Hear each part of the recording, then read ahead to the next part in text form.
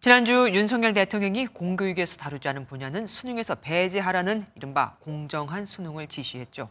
교육부가 수능에서 초고난도 문제, 이른바 킬러 문항을 배제하기로 의견을 모았고 지난 문재인 정부에서 폐지하기로 했던 자사고와 외국어고, 국제고는 그대로 존치시키기로 했습니다. 김순철 기자가 보도합니다.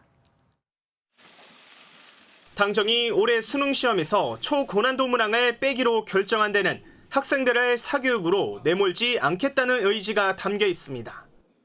그러면서 공정한 수능을 치르게 하겠다는 건데 오는 9월에 치러질 모의고사에 바로 적용될 것으로 보입니다. 최근 윤석열 대통령이 약자인 아이들을 가지고 장난치는 것과 같다며 결국 사교육비가 저출산 고령화 문제를 심화시키고 있다고 지적하자 당정이 속도전에 나선 모양새입니다.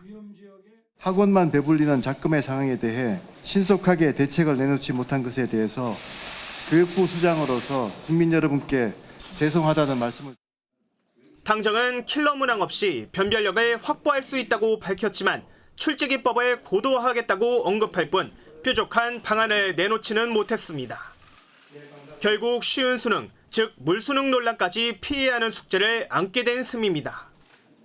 당정은 또 지난 정부에서 학교 서열화를 부추긴다며 폐지에 나섰던 자사고와 외국어고, 국제고와 같은 특목고는 존치하기로 했습니다.